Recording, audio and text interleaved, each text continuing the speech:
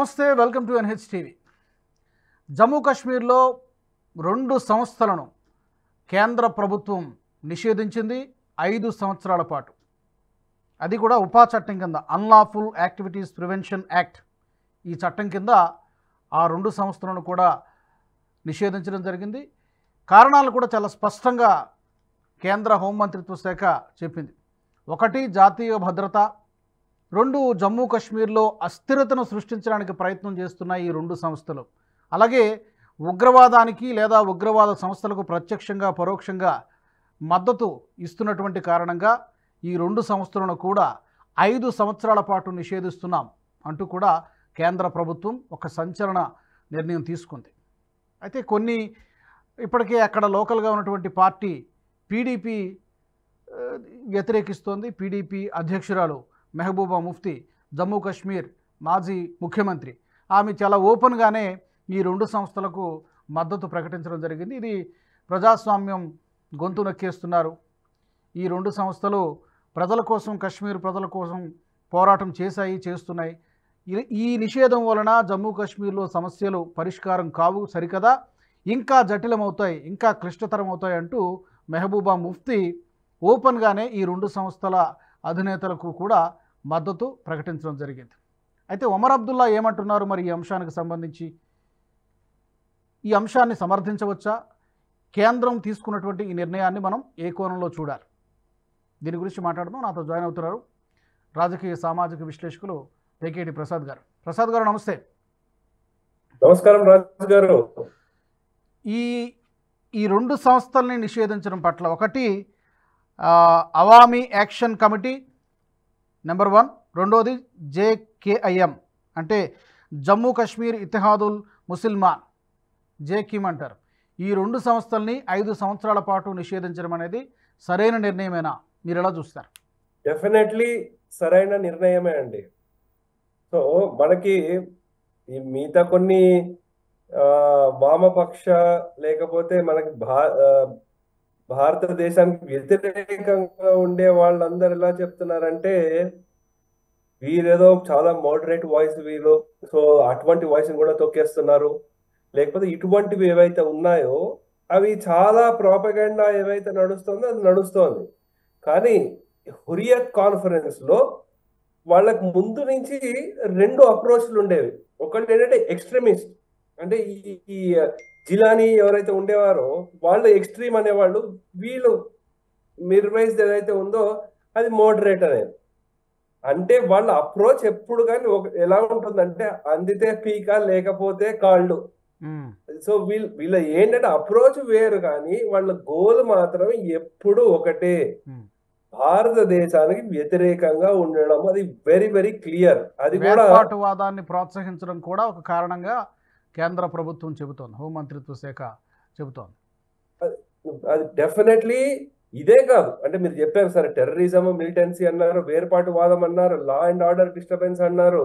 అలాగే మనకు అక్కడ ఇంకా ఈ మొబిలైజేషన్ ఆఫ్ ఫండ్స్ తీసుకురావడానికి, అంటే అన్లాఫుల్ యాక్టివిటీస్ కి, లేకపోతే మన యాంటీ భారత్ ప్రాపగండా చేయడంలో, వాటిలన్నిట్లో ఈ 2 సంస్థలు చాలా కీలక పాత్ర వహిస్తున్నాయి అని కొన్ని పెద్ద సర్క్యులర్ లోనే ఏమేం చేశారు, ఏం డీటెయిల్స్ అనేవి కూడా వచ్చింది. అంటే ఈ 2 సంస్థల్లో చూసుకుంటే వాళ్ళు చేస్తోంది ఏంటంటే, మళ్ళీ ఎప్పటి నుంచో ఇప్పుడు మనకి ఆర్టికల్ 370 ఎత్తేసిన తర్వాత ఈ హిజ్బుల్ ముజాహిద్దీన్, లష్కర్ ఏ తైబా వీళ్ళకి ఎవరైతే ఉన్నారో వాళ్ళని మళ్ళీ పెట్టి పోషించే ప్రయత్నాలు వాళ్ళు చేస్తున్నారు. అంటే ఒక ఎగ్జాంపుల్ ఇవ్వాలంటే, మిర్వైజ్ ఉమర్ ఫారూక్ ఎవరైతే ఉన్నారో అతని మీద ఒక కేసు వచ్చింది. నేషనల్ ఇన్వెస్టిగేషన్ ఏజెన్సీ ఏం పెట్టారంటే టెర్రర్ ఫండింగ్ కేసు ఉంది వాళ్ళ మీద, మొత్తం హురియత్ లీడర్ల మీద. అసలు హవాలాలో అసలు పాకిస్తాన్ నుంచి ఇక్కడ ఎలా తీసుకొచ్చి ఈ స్టోన్ పెల్టింగ్ వాటిలన్నిటికీ ఎలా వేస్తున్నారు అనేది ఒకటి నడుస్తోంది. అలాగే మనకి వేర్పాటు వాదం వచ్చేసరికి ఏంటంటే, వాళ్ళకి వచ్చేసరికి ఇక్కడ ఆర్మ్స్, అంటే మనం చెప్పేదేమో మాకు పీస్ఫుల్ రెజల్యూషన్ కావాలి కాశ్మీర్లో అని చెప్పడము, కానీ అలాగే ఈ జేకేఐఎం వాడు మస్రూర్ అక్బర్ అన్సారీ వీళ్ళందరూ ఏంటంటే ఆర్మ్స్ సప్లై చేయడము, లేకపోతే వెనకాల నుంచి ఇల్లీగల్ గా తీసుకొచ్చి వీళ్ళకి సప్లై చేయడం అటువంటి చేస్తున్నారు. ఇంకా లా అండ్ ఆర్డర్ డిస్ట్రప్షన్స్ ఏవైతే వస్తున్నాయో దానికి కూడా మనకి మిర్వైజ్ ఉమైర్ ఫారూక్ ఎలా ఉన్నాయంటే అక్కడ ఈ మొత్తం ఉండే అక్కడ జామియా మస్జిద్ అంటారు శ్రీనగర్ లో, దానికి అన్నిటికీ ఈయన హెడ్ అన్నమాట, హెడ్ క్లరిక్ అంటారు వాళ్ళు. సో ఈయన కాల్ ఇచ్చాడు ఎప్పుడు బుర్హాన్ వనీకి దానికి అప్పుడు జరిగినప్పుడు ఈ 2016లో లేదు మనం మూసేయాలి అని చెప్పడము, స్టోన్ పెయింటింగ్లు చేయడము ఇటువంటివి జరిగింది. సో అలాగే మొత్తం ఈ సపోర్టర్లను తీసుకొచ్చే బాధ్యత ఏమో జేకేఐఎంకి ఇచ్చారు. సో అందు గురించి ఏంటంటే వీళ్ళు చెప్పేదానికి ఆన్ ద గ్రౌండ్ చేసేదానికి ఎటువంటి పొంతన లేదు.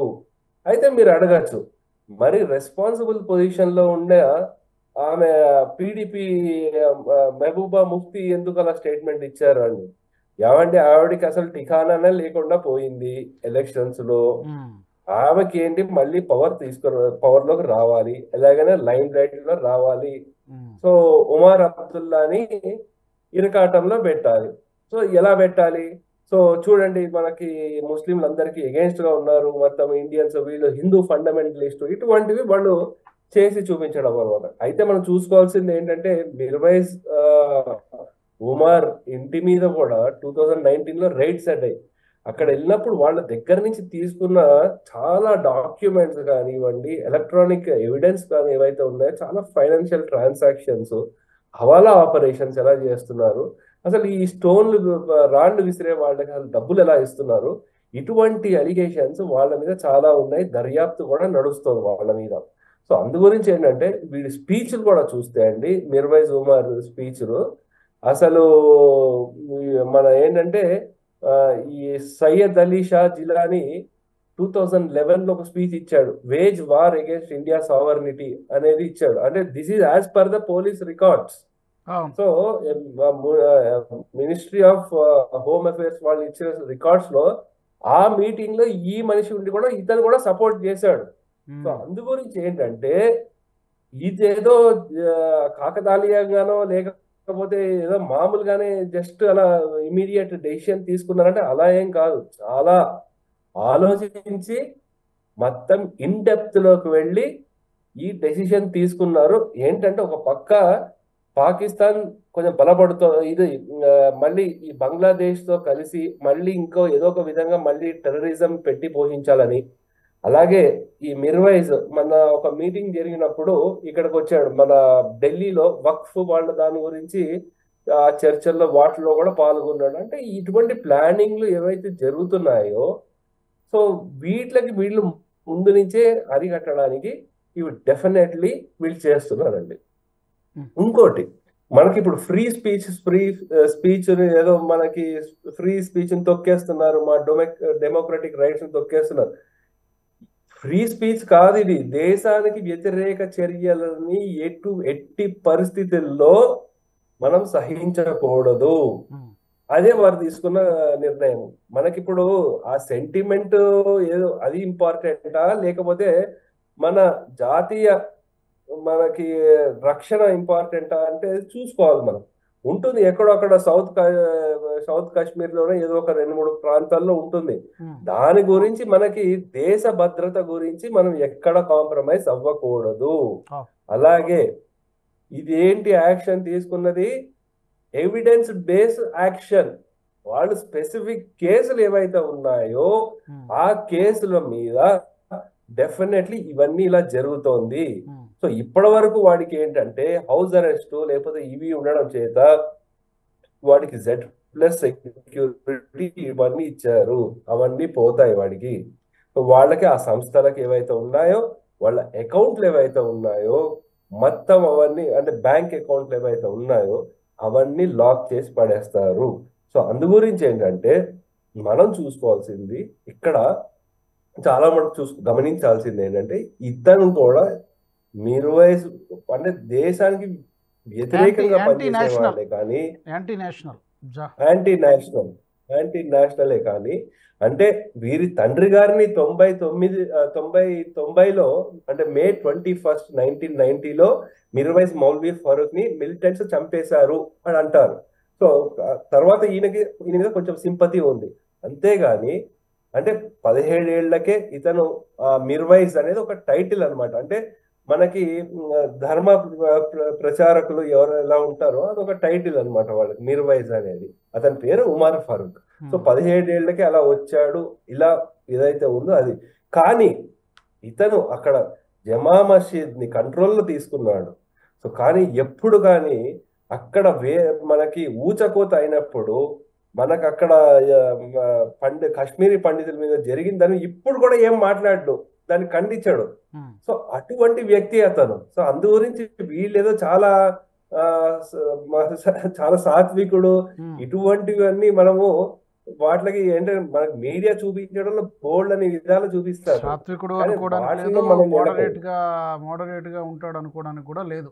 అంతే. అంటే వీళ్ళేదో చూపిస్తారు మోడరేట్ పీస్ఫుల్ చెప్పడానికి పీస్ఫుల్ రెజల్యూషన్ ఉంటుంది అయింది. ఎప్పుడు మీరు చూడండి ఆయన స్పీచ్లు కానీ చెప్పడం అన్ని ఇలాగే ఉంటుంది. కానీ బ్యాక్గ్రౌండ్ లో ఈయన చేస్తున్న హవాలా ట్రాన్సాక్షన్లు కానివ్వండి, సో ఎన్నైతే ఉన్నాయో అటువంటివి చాలా ఉన్నాయి.